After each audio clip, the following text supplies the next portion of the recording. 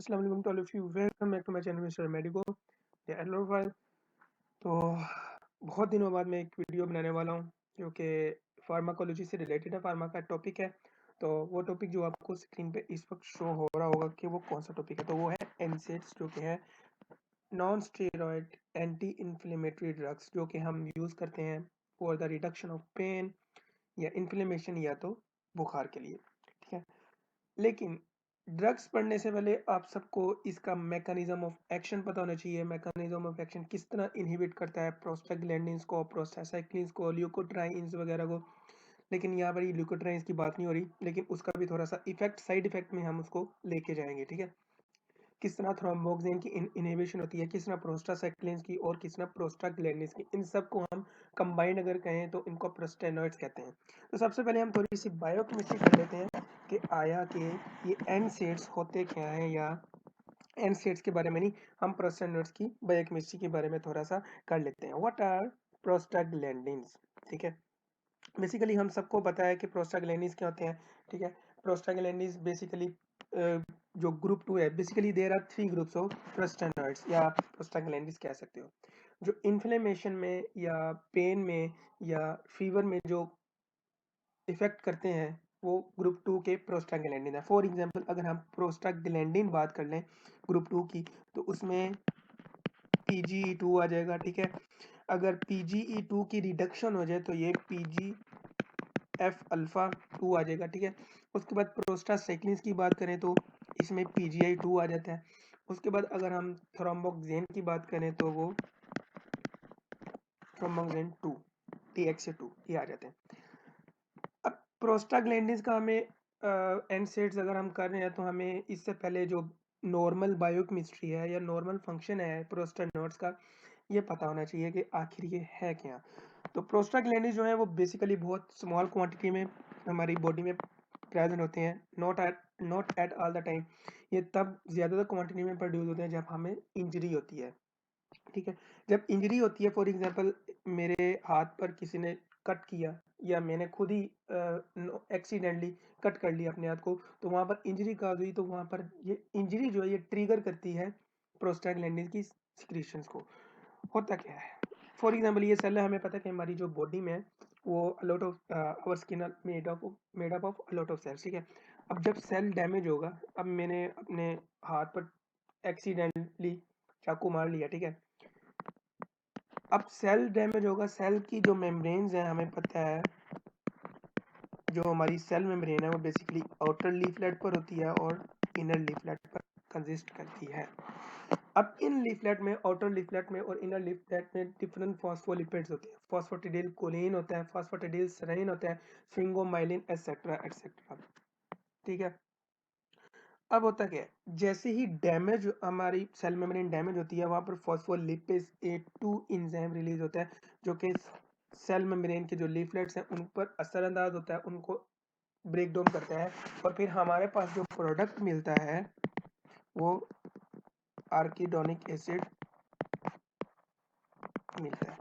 अब यहाँ पर आपने एक बात याद रखनी है, वो ये रखनी है कि arachidonic acid is the intermediate for leukotrienes that are produced by the lipoxygenase pathway, and it is also a intermediate for prostanoids, which includes prostacyclins, thromboxane, and prostaglandins that are produced by the coxygenase cyclooxygenase pathway. That either it is COX1 or either it is COX2. अब जो हमारी NSAIDs हैं वो basically COX1 पर act करती हैं या COX2 पर एक्ट करती हैं। नॉन सिलेक्टिव जो है वो दोनों पर एक्ट करती हैं, और जो सिलेक्टिव है वो स्पेसिफिक COX को इनहिबिट करती हैं। अब आर्किडोनिक एसिड है, जैसा कि मैंने बताया कि ये प्रोस्टा, यहाँ पर ल्यूकोट्राइन्स की बात नहीं कर रहे। ठीक है, ल्यूकोट्राइन्स का जो पाथवे है वो लिपोक्सिजेनेस पाथवे है, उस पर ये अंदर असर अंदाज नहीं होते। लेकिन अगर एक पाथवे इनहिबिट हो जाए तो उसका ओवरलोड जो है शिफ्ट हो जाता है दूसरे पाथवे पे, ये हम उसके एज ए साइड इफेक्ट देखेंगे। अब आर्किडोनिक एसिड है, हमें पता है कि ग्रुप 2 प्रोस्टेनॉइड्स बनाता है, तो यहाँ पर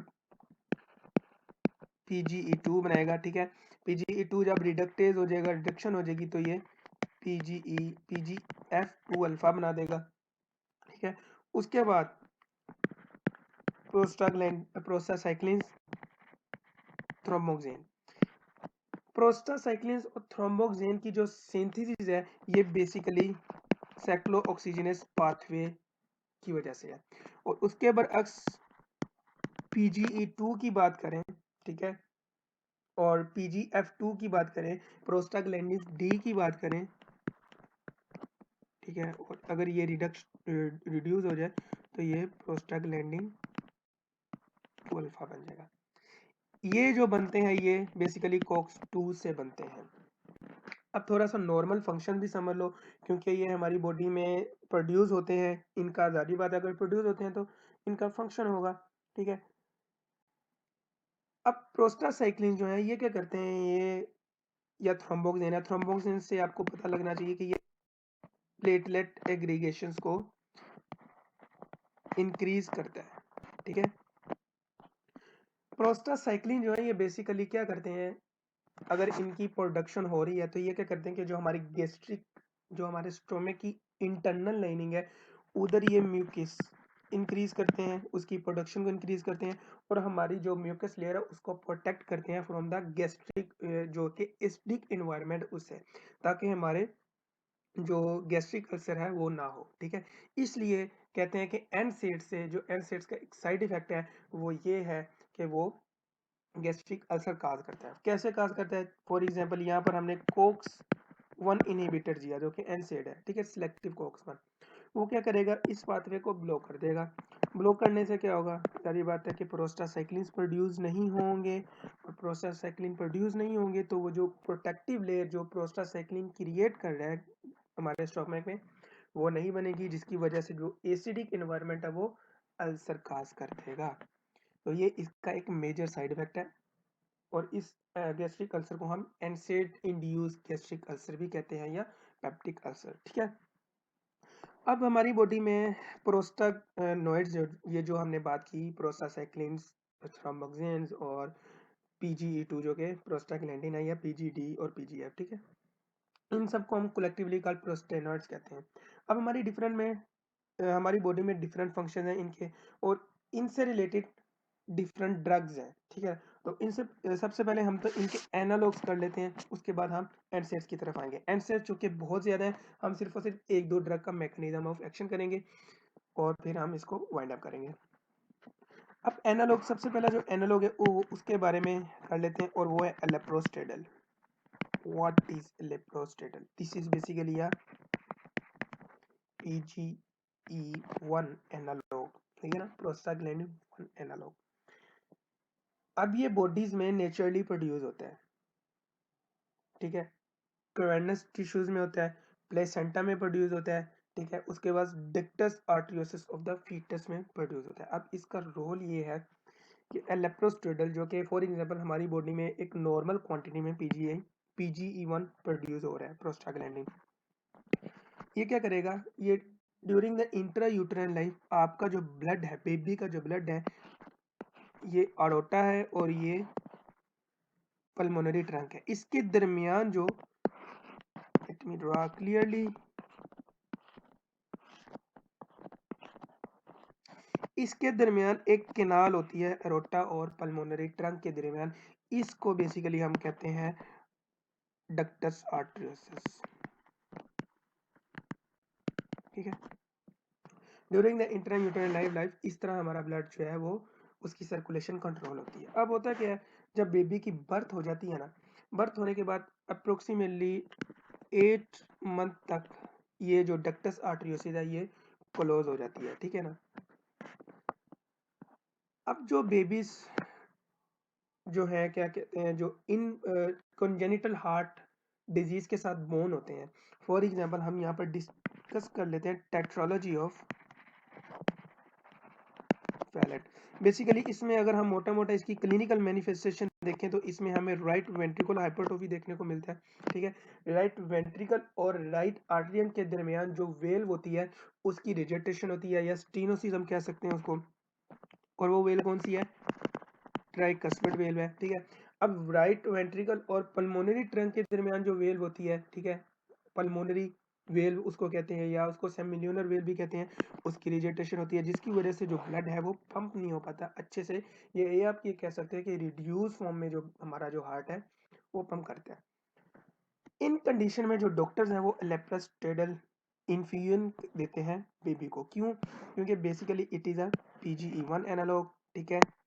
ये डक्टस आर्टरियोसिस को ओपन रखता है, ठीक है, ताकि जो ब्लड की सर्कुलेशन है वो मेंटेन रहे टिल द सर्जरी, ठीक है ना। सर्जरी के बाद फिर ये हम लेप्रोस्टेडल नहीं देते, ये फिर खुद ब खुद बंद हो जाती है। लेकिन हमें इसको ओपन रखने की ज़रूरत होती है, क्योंकि अगर ये भी बंद हो गया तो फिर बच्चे की अल्टीमेटली डेथ हो जाती है। इस वजह से हम लेप्रोस्टेडल जो है वो बेबी को देते हैं। और इसका एक और मेन फंक्शन ये भी है कि alprostadil we give to patient who have problem like ED, erectile dysfunction, इनमें भी हम देते हैं। अब एनसेड जो है वो बेसिकली यहाँ पर आपको एक उसका साइड इफेक्ट भी पता चल जाना चाहिए। वो ये कि during the pregnancy, specially during the third trimester, NSAIDs are contraindicated for pregnant womens. जारी बात है, हमें पता है कि PGE1 जो है या PGI जो प्रोस्टासाग्लैंडिन प्रोस्टेनोइड जो है वो एनालॉग वो बन रहे हैं। अगर हम NSAIDs दे देंगे, ये तो कोक्स 1 को और कोक्स 2 को इनहिबिट कर देंगे। ये इनहिबिट कर देंगे तो इसकी सिंथेसिस नहीं होगी, और जब इसकी सिंथेसिस नहीं होगी तो हमारी जो डक्टस आर्टरियोसिस है जो बेबी में वो इमेच्योरली क्लोज हो जाएगी बिफोर द बर्थ। और इससे क्या होगा, जो बेबी बोर्न होगा उसकी डेथ हो जाएगी, या आप ये कह सकते हो कि intra uterine death of the baby हो जाएगी। ये था एक prosta analogue of the prostaglandins. अब उसके बाद आ जाओ lubiprostone. Basically it is also a PGE1 prostaglandin E1 analog, indicate for the treatment of opiate induced constipation। जो लोग ज्यादा इस्तेमाल करते हैं ना ओपिएट्स का for the management of pain, उसमें हम उनको फिर ओपिएट इंड्यूस कॉन्स्टिपेशन हो जाती है, ठीक है। उनके लिए फिर हम फिर ल्यूबिप्रोस्टोन रिकमेंड करते हैं। इसका जो बेसिक मैकेनिज्म ऑफ एक्शन ये है कि क्लोराइड आयन चैनल्स हमारे स्मॉल इंटेस्टाइन में वो ओपन हो जाते हैं। वो ओपन होने से क्या होता है कि इफ्लक्स ऑफ क्लोराइन आयन होता है इनटू द ल्यूमेन, ठीक है। उससे क्या होता है कि हमें पता है कि water flow always toward the higher concentration, ठीक है, ऑफ सोल्यूट, ठीक है। तो वो वाटर जो है वो फ्लो करेगा फिर स्मॉल इंटेस्टाइन के ल्यूमेन में, जिसकी वजह से जो कॉन्स्टिपेशन की जो शिकायत है वो दूर हो जाएगी। अब बच्चों को साइड इफेक्ट देखने में या साइड इफेक्ट याद, बच्चे रट्टा लगाते हैं, रट्टा लगाने की जरूरत नहीं है, साइड इफेक्ट इसी से हमें पता चल जाता है। कॉन्स्टिपेशन है, इसका इफेक्ट कॉन्स्टिपेशन को दूर करने के लिए ये मेडिसिन यूज हो रही है, तो इसका साइड इफेक्ट इससे ऑपोजिट होगा, इसमें काज डायरिया, ठीक है, सिंपल सी बात है, ठीक है। और इसमें हमने देखा डक्टस आर्टरियोसिस को ओपन रखता है। अगर हम एनसेड दे देंगे तो एनालॉग जो है वो ओपन रखता है, और अगर हम एनसेड दे देंगे तो ये प्रीमेच्योरली क्लोज हो जाएगा बिफोर द बर्थ, और इससे क्या होगा इंट्रायूटेराइन लाइफ बर्थ डेथ हो जाएगी। अब आ जाओ misoprostol, it is also a PGE या prostaglandin E analogue. Basically this protect the mucosal lining of the stomach during the chronic NSAID treatment, ठीक है। ये क्या करता है, अगर हम NSAIDs के साथ इसका कॉम्बिनेशन दें, NSAID कोई भी NSAID प्लस मिज़ोप्रोस्टोल, वो पेन को तो कम करेगा ही करेगा, लेकिन उसका जो स्टोमक पर इफेक्ट होगा वो उसे मिमिक कर देगा या नजरअंदाज कर देगा मिज़ोप्रोस्टोल, ठीक है ना। तो फिर जो हमारी म्यूकस लेयर है स्टोमक की वो मेंटेन रहेगी अगर हम मिज़ोप्रोस्टोल लें। लेकिन यहाँ पर एक कॉन्ट्राइंडिकेशन है, वो ये है कि मिज़ोप्रोस्टोल हम फीमेल में यूज़ नहीं करते, उन फीमेल में जो कि प्रेग्नेंट होती हैं, ठीक है। क्यों नहीं देते? क्योंकि मेरे मिज़ोप्रोस्टोल काज यूट्राइन कॉन्ट्रैक्शन, ठीक है। लेकिन ड्यूरिंग द लेबर जब बेबी की बर्थ होने वाली होती है तब हम मिसोप्रोस्टोल रिकमेंड करते हैं, ताकि यूट्राइन अगर तो टाइम लेट हो रहा है, ठीक है ना, तो फिर हम मिसोप्रोस्टोल रिकमेंड करते हैं। ये फिर क्या करता है, यूट्राइन कॉन्ट्रैक्शन काज करता है, जिससे बेबी की बर्थ हो जाती है। उसके बाद अगर हम मिसोप्रोस्टोल अगर मार्केट, वैसे मैं एक बात बता रहा हूँ, मार्केट में तो अवेलेबल होती है, लेकिन अगर आप मिसोप्रोस्टोल अवेलेबल नहीं है तो आप प्रोटोन पंप इनहिबिटर साथ में यूज़ कर सकते हो, पीपीआई। और जो क्लासिक एग्जांपल है उसमें है ओमेपेराजोल, ठीक है। आप एसिड के साथ इसको यूज़ कर सकते हो, इससे आपकी जो गैस्ट्रिक लाइनिंग है या म्यूकस लाइनिंग है वो डैमेज नहीं होगी। उसके बाद एक और एनालॉग है, वो है प्रोस्टाग्लैंडिन F2 अल्फा एनालॉग, जो कि reduction of the prostaglandin E2 से बनता है। हम इसको शॉर्ट फॉर्म में लिख लेते हैं, प्रोस्टाग्लैंडिन F2 अल्फा।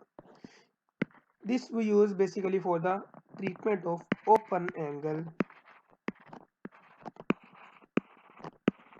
ग्लोकोमा, ठीक है। ओपन एंगल ग्लोकोमा के लिए जो एक और ड्रग भी है वो है पाइलोकार्बिन, वो भी हम यूज करते हैं। इसमें होता है कि इसका मैकेनिज्म ऑफ एक्शन क्या है, ये बेसिकली इंट्रा ऑक्यूलर प्रेशर को कम कर देता है। पाइलोकार्बिन का भी यही मैकेनिज्म ऑफ एक्शन था। उसके बाद आ जाओ तो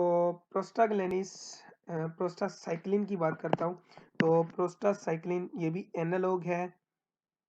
प्रोस्टासाइक्लिन एनालॉग ड्रग जो है वो कौन सी हो सकती है, उनमें से जो आ जाती है एक ड्रग है वो है इपोप्रोस्टिनोल,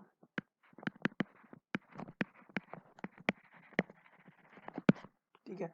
बेसिकली ये नेचुरली अकरिंग होते हैं बॉडी में, अगर ये तो कम प्रोड्यूस हो रहे होते हैं तो ये फिर हम pulmonary vasodilator as a pulmonary vasodilators के तौर पर देते हैं, ठीक है। ये बेसिकली हम जिनको कहते हैं ना कि पल्मोनरी आर्टियल हाइपरटेंशन हो गया, ये बेसिकली हम उन पेशेंट को ट्रीट करने के लिए इपोप्रेस्टोनोल वगैरह देते हैं। उसके बाद इलोप्रोस्टोड भी है, ठीक है ना, ट्रीप्रोस्टिनल, ये भी सारे के सारे जो है प्रोस्टासाइक्लिन आई, जो प्रोस्टासाइक्लिन 2 ये एनालॉग हैं। किसके लिए यूज करते हैं, हम पल्मोनरी आर्टियल हाइपरटेंशन के लिए यूज करते हैं, क्योंकि because they are potent pulmonary vasodilators. अब हम बढ़ते हैं, अपने जो मेन टॉपिक है वो है NSAIDs, ठीक है, non steroid anti inflammatory drugs. सिर्फ और सिर्फ बहुत ज़्यादा ड्रग्स हैं। अगर ड्रग्स पर आप आ जाओ तो ड्रग्स में एस्पिरिन भी है, सेलिकॉक्सी भी है, डाइक्लोफेनेक भी है, ठीक है। उसके बाद आइब्रूफेन भी है, ठीक है, फिनोप्रूफन भी है, किटोरोलैक भी है, मेलिक्जिन भी है, ठीक है ना, सैलिसाइक्लेट भी है, मेथाइल सैलिसाइक्लेट है, मेफनेमिक एसिड है। बहुत ज़्यादा ड्रग्स हैं, ठीक है ना, लेकिन हम सिर्फ और सिर्फ दो करेंगे, ठीक है। दो इसलिए कि दो पाथवे हैं, कॉक्स 1 और कॉक्स 2, तो सिर्फ और सिर्फ दो करेंगे। सबसे पहले तो कॉक्स 1 और यहाँ पर कॉक्स 2, इन दोनों की बात कर लेते हैं। Aspirin, it is a traditional NSAID drug that is basically used as no these days, ठीक है। एस्पिरिन की बात करूं, इसके बेसिकली तीन फंक्शन है। एक तो एंटी प्लेटलेट एग्रीगेशन, एक इसका फंक्शन जो है वो है एंटी इन्फ्लेमेटरी, और एक इसका फंक्शन है एंटी पायरेटिक। लेकिन we just use as aspirin now these days as a anti platelet aggregation medicine. और बेसिकली ये रिकमेंडेशन होती है उन पेशेंट में जिनको मायोकार्डियल इन्फेक्शन हुआ होता है, या जिनकी रिसेंटली एंजियोग्राफी या एंजियोप्लास्टी हुई होती है। क्योंकि जो कोक्स 1 इनहिबिटर है ये blood thinner as a blood thinner medicine है। होता क्या है, कोक्स 1, यहाँ पर कोक्स 1 पाथवे है, कोक्स 1 पाथवे है, तो यहाँ पर हमें पता है PGI2 और थ्रोम्बोक्सेन। जब हम कोक्स इनहिबिटर देंगे तो ये पाथवे ब्लॉक हो जाएगा, पाथवे ब्लॉक हो जाएगा तो ultimately leads to the decrease production of prostacyclin and decrease production of the thromboxane. अब यहाँ पर फायदा तो हो रहा है, लेकिन यहाँ पर नुकसान भी हो रहा है। नुकसान यहाँ पर ये हो रहा है कि यहाँ पर प्रोस्टासाइक्लिन की प्रोडक्शन नहीं हो रही, प्रोडक्शन नहीं हो रही तो हमारी जो स्टोमक की इन लाइनिंग है वो डिस्ट्रॉय हो जाएगी एसिडिक एनवायरनमेंट की वजह से। लेकिन थ्रोम्बोक्सिन यहाँ पर प्रोड्यूस नहीं हो रहा, तो थ्रोम्बोक्सिन प्रोड्यूस नहीं हो रहा तो यहाँ पर जो एंटी प्लेटलेट एग्रीगेशन है वो नहीं होगा, सॉरी प्लेटलेट एग्रीगेशन एंटी कह रहा हूँ, प्लेटलेट एग्रीगेशन नहीं होगा, और वो नहीं होगा तो आपका जो ब्लड है वो उसकी जो विस्कोसिटी है वो लो रहेगी, या ये कह सकते हैं कि वो थिन रहेगा ब्लड। उसके बाद बात करें तो कॉक्स-2 इनहिबिटर्स की, तो यहाँ पर मैं सिलेक्टिव कॉक्स-2 इनहिबिटर लूंगा, ठीक है, और उसमें जो सिलेक्टिव में बात करो तो वो सेलिकॉक्सिब आ जाता है। अब सेलिकॉक्सिब जो है वो बेसिकली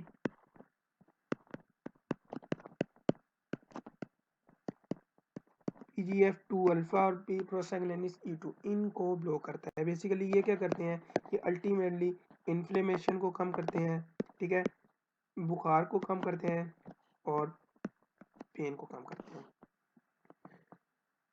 एस्पिरिन के 3 फंक्शन है, 3 फंक्शन डोजेस पर डिपेंड करते हैं, ठीक है। सेलिकॉक्सिब इसको इनहिबिट करेगा तो ये इनहिबिट हो जाएंगे और इन्फ्लेमेशन नहीं होगी, फीवर भी नहीं होगा, और फिर क्या कहते हैं पेन भी हमें फील नहीं होगा। सबसे पहले एस्पिरिन की तरफ आ जाओ तो एस्पिरिन के 3 फंक्शन कौन कौन से हैं।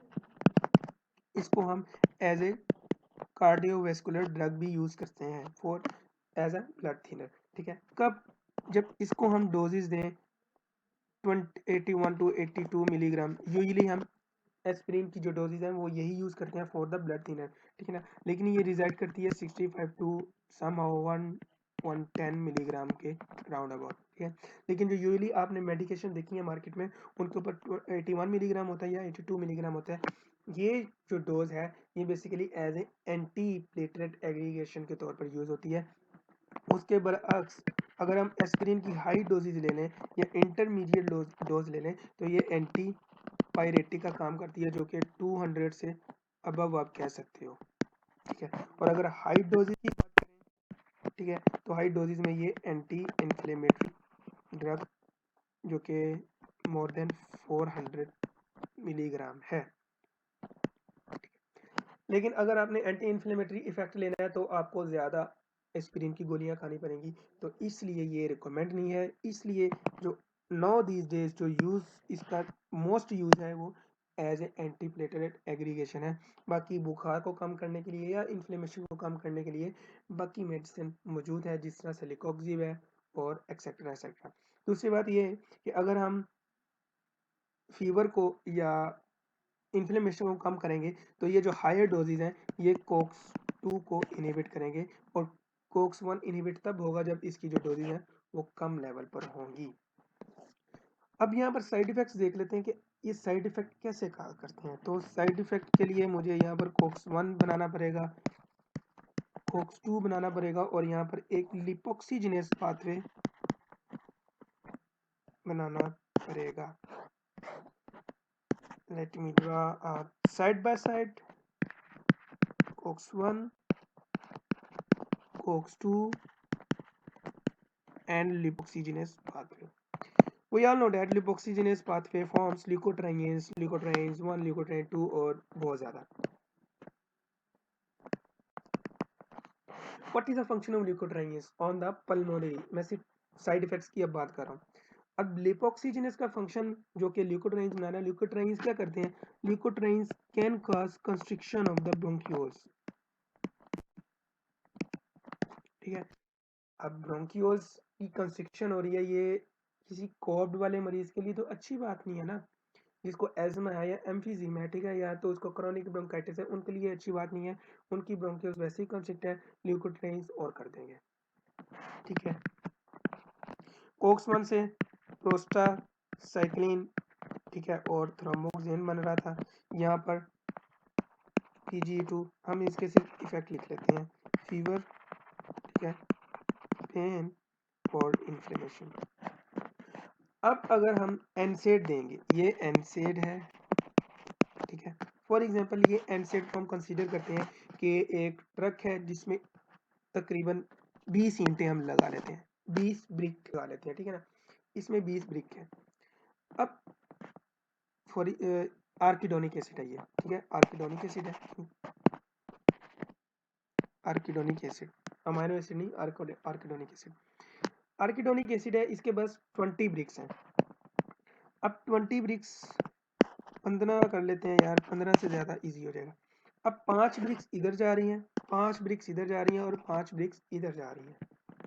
अब होगा क्या, हम देंगे एनसेड्स, नॉन सिलेक्टिव एनसेड्स दे देंगे बंदे को। नॉन सिलेक्टिव से मुराद वो कॉक्स पर भी इनहिबिट करेगा, वो कॉक्स 2 पर भी इनहिबिट करेगा। अब होगा क्या, हमने ये पाथवे टोटली ब्लो कर दिया, ये भी टोटली ब्लो कर दिया। अब वो जो 15 ब्रिक्स थी उनमें से 10 तो इधर जा नहीं रही, वो क्या करेंगे, वो जो 10 हैं ये टोटल 15 की 15 इधर शिफ्ट हो जाएगी। ये इंक्रीज कर देगा लिपोक्सिजिनेस पाथवे को, और क्या होगा, increase production of the leukotrienes. Increase production of leukotrienes हो जाएगा तो इंक्रीज कंस्ट्रिक्शन हो जाएगी ब्रोंक्यूल्स की। दैट्स व्हाई पहली Contra indication, NSAIDs are contraindication in asthmatic patient or COPD patient who have COPD। ठीक है, उसके बाद इसकी दूसरी कॉन्ट्रा इंडिकेशन की तरफ आ जाते हैं। दूसरी कॉन्ट्रा इंडिकेशन की तरफ इस तरह, फॉर एग्जांपल हम सिर्फ और सिर्फ अब कोक्स 1 और कोक्स 2 को ले लेते हैं। यहाँ पर 10 ब्रिक्स हैं, ठीक है। अब अगर हम कोक्स 2 को इनहिबिट कर दें, कोक्स 2 को इनहिबिट कर दें, तो यहाँ पर जो 5 ईंटें इस तरफ आनी थी वो नहीं आएंगी, और जो 5 ईंटें इधर आनी थी उसके साथ 5 ये और ऐड हो जाएंगी। इसकी एक्टिविटी तो डिक्रीज हो जाएगी, कोक्स 2 के जो प्रोस्टाग्लैंडिन्स हैं उसकी एक्टिविटी तो डिक्रीज हो जाएगी, लेकिन कोक्स 1 के जो एक्टिविटी है, जो उसके प्रोस्टेग्लैंडिन्स हैं वो इंक्रीज हो जाएंगे। PGI जो कि सम इसका बेनिफिट तो होगा, लेकिन इसका यहाँ पर नुकसान भी होगा, क्योंकि यहाँ पर थ्रोम्बोक्सिन की प्रोडक्शन इंक्रीज हो गई है। तो यहाँ पर दूसरा कॉन्ट्रा इंडिकेशन ये है कि NSAIDs are contraindicated in patients who have cardiovascular diseases like myocardial infarction, ठीक है, और इस तरह की चीज़ें जिनको पास्ट मायोकार्डियल इन्फेक्शन है। लेकिन यहाँ पर एक एसिड जो कि यूज़ होता है कार्डियोवैस्कुलर इफेक्ट के लिए, वो एस्पिरिन है, और वो एक्सेप्शन है, क्योंकि उसने काम ही यहाँ पर कोक्स 1 को इनहिबिट करना होता है। अब हम कोक्स 1 की इनहिबिशन ले लेते हैं। कोक्स 1 अगर इनहिबिट हो रहा है तो ये 5 5 प्लस 5 10 होगी, ये 10 की 10 ब्रिक्स यहाँ पर आएंगी, तो यहाँ पर इसकी एक्टिविटी इंक्रीज हो जाएगी। तो क्या होगा कि फीवर इंक्रीज हो जाएगा, फीवर बढ़ेगा, ठीक है, पेन वो भी इंक्रीज हो जाएगा, और जो इन्फ्लेमेशन है वो भी हमें ज़्यादा देखने को मिलेगी, ठीक है। और NSAID जो है वो टोटली कॉन्ट्रा इंडिकेटेड है in patients who in female who are in third trimester of the pregnancy, क्योंकि NSAID जो है वो प्रोस्टासाइक्लिन प्रोस्टाग्लैंडिन्स की प्रोडक्शन को रोक देती हैं, और हमें पता है कि डक्टस आर्टरियोसिस को ओपन रखने के लिए प्रोस्टासाइक्लिन जो है या प्रोस्टाग्लैंडिन E2 है वो एक अपना मेजर रोल अदा करता है। और अगर यही इनहिबिट हो जाएंगे तो क्या होगा कि वो जो डक्टस आर्टरियोसिस है वो प्रीमेच्योर क्लोज हो जाएगा, जिसकी वजह से बेबी की इंट्रायूटेराइन डेथ हो जाएगी। तो ये था मोटा मोटा NSAIDs के बारे में। होप कि आप सबको इस लेक्चर के बारे में समझ आ चुकी होगी, और आपने जो इस लेक्चर के बाद जो बुक फॉलो करनी है वो आपकी मर्जी है। मैंने सिर्फ और सिर्फ जो मैकेनिज्म आपको करवाना था वो मैंने करवा दिया, उसके साइड इफेक्ट कॉन्ट्रा इंडिकेशन वगैरह वो सब कुछ मैंने करवा दी। होप कि आपको वीडियो पसंद आ गई होगी। इस 28 या 30 मिनट्स में मैंने NSAIDs के बारे में टोटली कवर करवा दिया है, और इसके यूजेस जो है इंशाल्लाह मैं नेक्स्ट वीडियो में रियूमेटॉइड आर्थराइटिस, गॉट की मेडिकेशन, DMARS जो है, ठीक है, उनके बारे में मैं नेक्स्ट वीडियो में करवा दूंगा। तब तक के लिए मुझे दीजिए इजाज़त, अपनी दुआओं में हमेशा याद रखें। अल्लाह हाफिज़।